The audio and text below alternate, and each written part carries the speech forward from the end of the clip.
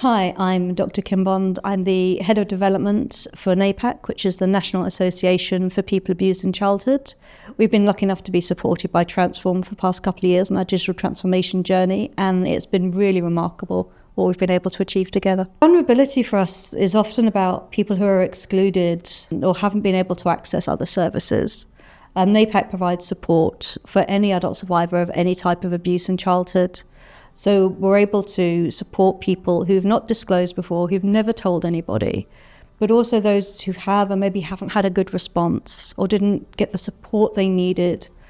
Or maybe it's been a long time since they've talked about it to anybody, and then things that are happening in the news can be very triggering.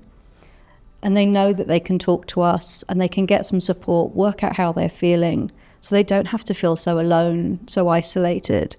Because a lot of those vulnerabilities that people feel are quite structural. Look, it's very hard to talk about abuse. It's very hard to be that open about those experiences. But sometimes that's a deciding factor about whether or not a service will be open to you. And one of the benefits of NAPAC is that people don't have to disclose what type of abuse they've experienced. They don't have to go into those details if they're not ready.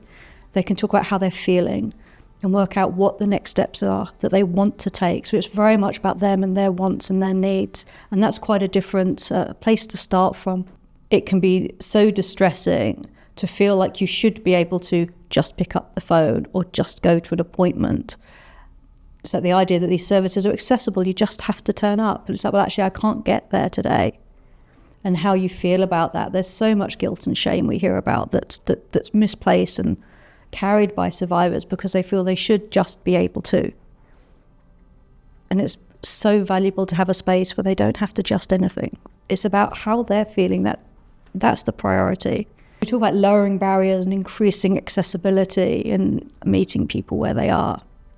Sometimes that's the key thing, is that really practical, how do we actually make this easy for them? What are they telling us is making it harder? What can we do to make things a little bit easier for them? And that's obviously one of the roles that data plays for us. It's how do we find out? How do we learn at scale from our service? What will make it better? And using that to really drive how we constantly improve. So we're constantly working to try and make things better. The biggest concern for us, and it's one that started even before we began the transformation project, when we started the planning work, when I was doing my research, was like, can we find a way that does not compromise the confidentiality and the anonymity, but still doing justice to the survivors, still honouring their ask for us to go out and do that advocacy. We hear two recurring themes across all our data, all years, is that people want to feel a bit better. They want to have some support. They want to be believed. They want to know what their options are. They want to be heard. But they also want to make sure that the same mistakes don't happen again, that the actions that they wish were taken get acted on, that we're able to learn to, improve the law, to improve protection, to improve safeguarding, to improve support. So that's always been the driver for why we do advocacy. We hear these themes on our support service. We know these things matter. We use them to inform our own training to make sure we're able to provide that support and that information people need. But if it's only ever within our service, it didn't feel like enough. So one of the amazing things we were able to do is to find ways that does not compromise that confidentiality, that anonymity. And the onus was really on us, like what methodology can work that is robust enough that we know that the work we're doing is genuinely informed by the survivors, but is completely protecting that service. The trust is such a big thing for us. And it's like they're trusting us to provide that support, but they're also trusting us to do the advocacy. So it was for us to find that balance. And that's what we've been able to do. Now we're able to produce insights and reports and have conversations with people who are leading in the police and in justice and in government to show them this is what we're hearing about. And what's so important as well is that it includes undisclosed survivors, so people who won't be part of committees or focus groups. I'm publicly disclosed. I'm only one person though. I'm the expert on my story, no one else's. And it's being able to bring all those voices into that room with me has always been so, so important. I can't speak for 8.5 million people. But we can draw on our data with these tens of thousands of interactions, and we can use those insights to get a much better idea about what is affecting people. And that's able to then be reviewed by other lived experience and disclosed survivor groups to get that real depth of insight as well. It's not one or the other, it's both. It's that collective power. And we're able to bring so many more voices into that. So the people who can't be disclosed, protecting their anonymity, protecting their safety, but they're not missing out on being heard in that way. And it's one of those things that I'm very, very passionate about. I think it's so important that survivors know they're taken seriously, that their action is being taken. It was a testament to your team to be willing to work with us to find ways that maximise the security at every single stage, that maximise the anonymity at every single stage. There was no compromising. And there's a technical challenge in that. And it was pretty amazing to find the solutions that are also robust enough that we can use, user-friendly enough that we can use well. That was a big challenge, because it's one thing to think, can you do this on paper? But then can the team actually use it? Is it actually going to help us in practice? And I'm very pleased to say it does. I mean, before, we worked very hard to do our reporting and to make sure we were learning from the service. And doing that really well would often take 3 days minimum, just for the amount of time it would take to do the manual counting and making sure we're only looking at the bit we need, manually counting it, someone else going through and manually checking it to make sure we'd got the maths right, the method right, that it was consistent with the questions we were being asked. We take it very seriously. We don't want to guesstimate things. We want to be quite specific. It's really important to be specific. Like, if people are trusting us on the support service, the people we're working with externally need to trust us as well, that we're being transparent in that way. When we were working on, say, a particularly large project briefing or a bid or something that needed quite a lot of data, that could easily take 20 working days to go through when it's like an at-scale piece. And that's including the data, double-checking the data, writing up the data as a narrative, then cross-checking it again, making sure the interpretation's correct, going through and then getting other members of the team who haven't been working on it to check it, like, does this still make sense? Because you don't want to end up caveating yourself into a corner and then no one really understands what you're saying. So there was always a challenge of being able to balance, it's confidential and it's anonymous, so there's limitations to what we will share. Here's what we can share and what it means and how we know it means that. And then being able to go through iterations to make sure everything added up well, that it stood up to scrutiny, that the inferences we were making were accurate representations of what we were hearing. And every stage, protecting the anonymity and confidentiality as well. So there was no quick look up. It was always very methodically done. I can give you a couple of examples of how revolutionary this has been. The first paper we put together post-digital transformation, when we had the data lake, we had the Azure data lake, using SQL for the first time, redefining justice. That paper, from inception to completion, was nearly a year. It went through a lot of iterations in that time. I wasn't working on it totally for a year, but from when we first did the draft to going through and getting partners to check, doing the changes, rechecking how everything was positioned, both in terms of the data, narrative. So what? Like, what does this actually tell people? Going back and double checking everything. You're looking at a year from inception to launch. We've just completed a paper on gaming insights. Admittedly, it's not as long, but that took us a month. It went through the same rigorous process. It's just we didn't have to spend so long on double checking the figures. We did the manual checks to make sure everything was fine, but we could trust the system to pull up those figures for us. We go in and do the spot checks. Yes, that adds up. So you're talking about going from multiple days just to extract the data, not even analysing it, just extracting it, going from 3 to 5 days manually. Now I can do that in an hour. I can do the initial maths part in a day. So we can get the data, do that analysis, do those double checks before then sending it to a colleague to verify. It's a day. And then we've got, the next morning we've got a draft. It's completely changed what we can do. For survivors, that means that when there are emerging themes we're hearing about, which is why the gaming paper got developed. We were hearing a bit more about gaming communities, gaming spaces, online spaces, not always as a harm. Sometimes it's because it's a good outlet for them. I'm a gamer myself. It's like it can be quite a healthy thing to do. But knowing that these are now spaces that are being invaded by perpetrators, it's like, what are survivors telling us are markers?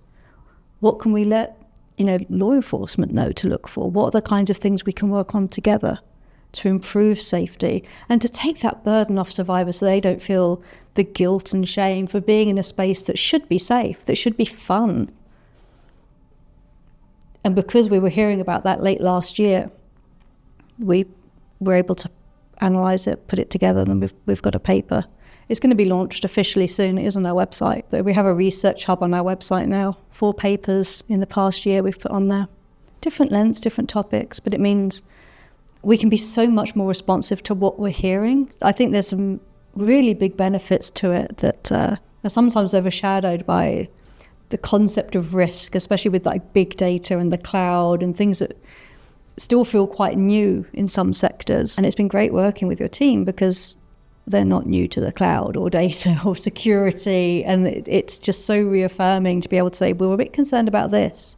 And it's like, we know about that. Here's the steps. We'll take you through it. It's strange probably to be so excited about this, given what the nature of the topic is. But it's that thing about, inaction is traumatic. And being able to do something I find very inspiring, and being able to do it so much more efficiently it's absolutely remarkable. There are a lot more services that are able to support people that fit into the more common characteristics, the more frequent experienced forms of abuse. There's a lot more services for women than there are for men. There's a lot more services for sexual violence than any other form of violence. But what that means is those people who don't fit into those categories can really struggle to find support.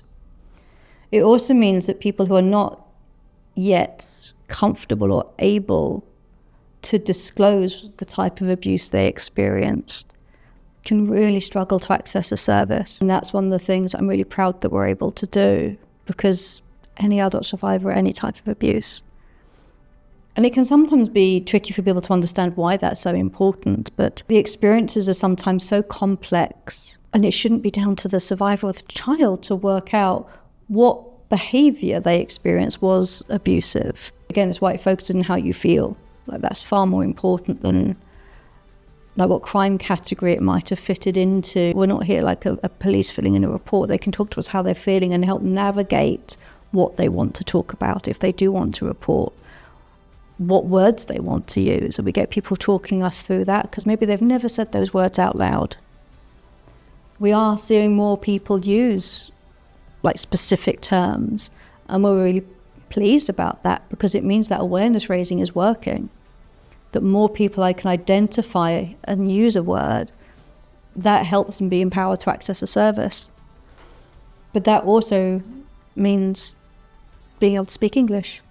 It means being comfortable picking up the phone or sending an email. It means being able to physically get to the locations where these appointments are. Sometimes identifying barriers can be quite tricky, but as we've been doing quite a lot of work on this as well. Again, it's where data is hugely helpful. What are those sometimes big things, but sometimes little things as well, like what could be easy to change? We're developing a pilot for deaf survivors because it's one of the most obvious things about a telephone service is who were we not reaching? And even though we've got an email support service as well, there's assumptions you have to make there about someone having access to technology, being able to write in a way that actually expresses what they want to say when maybe that's not their first language. And it's kind of working out where those gaps are and what can we do about it, but also what others maybe need to know to make their services a bit more accessible. I hear a lot about trauma-informed practice. Incredibly proud of the work that NAPAC's doing in that field, because it's like trauma-informed, but informed by survivors who have actually lived with trauma and are living with trauma. And again, we're able to be really practical about what makes a difference. Because I think sometimes it can feel quite intimidating. Like trauma and abuse are big, scary things. So being able to bring it down to that human level about what will actually help. We do a piece about the power of a positive interaction. We've done a lot of work with the police on this. because for a long time there was a difficulty with belief in a justice concept, and it was quite difficult for people to understand what to say and how to say it. Building that trust is so powerful, and having someone in a position of authority sit with you and hear you, that can be transformational for someone. What makes a service feel accessible? And it's not always going to be ramps. It's not always going to be interpreters. Sometimes it's with someone like meeting you where you are and be able to have that conversation and hear you out and help you get that information and advice that you need. So sometimes it's really practical things, and and other times it's developing a whole new pilot, because actually that's what that takes. I think a good digital transformation for people who are perhaps not actively included or are actively excluded, I think is using the tools to be able to show where we are hearing from them. And that's reading across, like where we get either calls or emails, and being able to show that these people are there. And again, it's one of the things that's quite powerful about NAPAC, because people don't have to disclose what they're not comfortable disclosing. So sometimes we'll get, quite a short email that looks, that maybe they've used voice to text. Maybe they've used the accessibility tools on our website to send a message. And it's being able to, it's like meeting them where they are, that will do that work and be able to note down where we're not able to support them because we don't have the tools, but who can. What tools can we develop so we can better support them? I mean, introducing the tool on our website last year was amazing. For a while, we'd had a translation tool, so all the resources on our website can be translated into over 100 languages. But now we've got a tool that's even more accessible and even more diverse in terms of what it can do, and text to speech is already on there. There's all those different kinds of things that are just like, what can we do to make this a bit easier? And then you see more people coming through, and it's like, it's working, and you can see the ways it's working, and you just keep that learning. If people have struggled to access a service, it's like, what's causing that issue? What can we do about it? And without data at scale, it's really hard to evidence that, because sometimes it's too easy to overlook someone as an outlier, although we've only got 2 or 3 people mentioning that. One of the things we were able to do is looking at our data over time. And this was incredibly powerful for when we're looking at organised and ritualistic abuse. And this is where there's multiple perpetrators. And we were able to explore that data. And, we had over 1,000 entries we could learn from, which is still massive in terms of scale. So there's nothing identifying individuals in there, but we're able to show certain patterns of behaviour when there are these multiple perpetrators. We're able to look at what factors can we look for. If someone's talking about these experiences, what can we listen out for? What can we tell the police to listen out for? We've done quite a lot of work with the National Police Chiefs Council on the Witchcraft, Spirit Possession and Ritualistic Abuse Working Group to understand that, because in terms of people who are often marginalised, it's incredibly upsetting forms of abuse, often met with disbelief. By the very nature of how the abuse is orchestrated, it's very difficult to talk about. It sounds fantastical, but that's by design. It's hard to explain. It's hard for someone to hear what happened. So being able to show those patterns at a scale, again, it's like relieving that pressure off an individual survivor, being able to show there are patterns here. This isn't just one outlier. This is something that we see happening in different places with different people in slightly different ways, and we can learn from that. And that was a really powerful thing to do. And again, that was a mixture of using the tools and then really looking at it from a very human lens and seeing who is mentioned, what perpetrators are mentioned, what risk factors are mentioned, and being able to put that together and being able to understand a bit more. And that was a really powerful thing to be able to do, and it's something we're going to be able to go back for these different types of cohort insights. It's quite a technical term for it, but again, sometimes the technical language helps because it protects that support service. That's confidential, anonymous. Looking at those patterns at scale, it just means that no one has to be alone fighting that corner. And even for those who sound the most marginalised because of how much data we have, they're not alone. And they don't have to fight on their own.